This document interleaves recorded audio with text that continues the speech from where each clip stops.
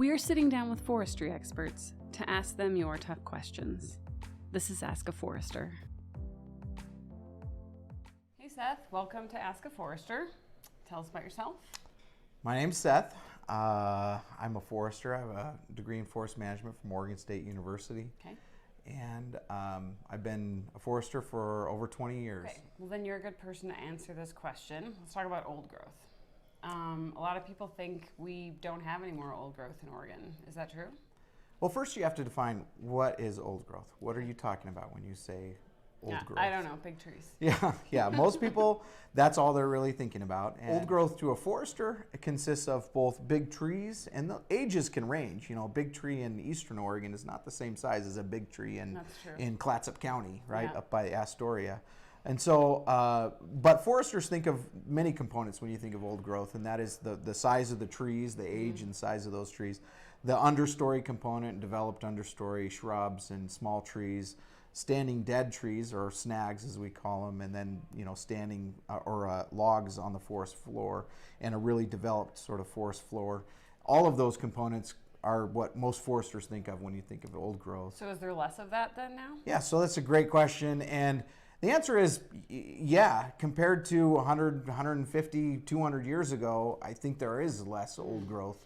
Our ancestors who settled Oregon came in, and a lot of what they were doing was trying to clear it and make pasture land and land to grow agriculture fields and things like that. They didn't have buffers on streams for the protection of waters, protection of wildlife habitats and things like that we have today.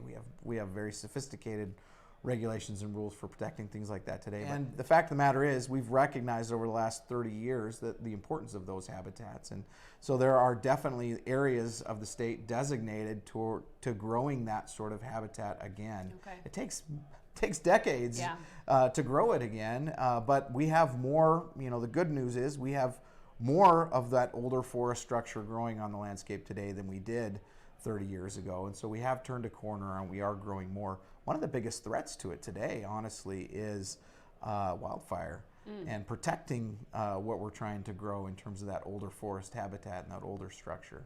Okay, how do we make sure that those older trees that we're currently growing now don't burn? So fire is going to happen in and around those landscapes. We can do a better job of managing the fuels around it, managing the fuels within it to try to keep it so that when that fire does occur, it's in a state that it can be suppressed, or it can move through without destroying sort of those older forest, cool legacy trees that people value, and a lot of habitat animals value as well for different. It's not foolproof, but it certainly gives you a fighting chance. Yeah.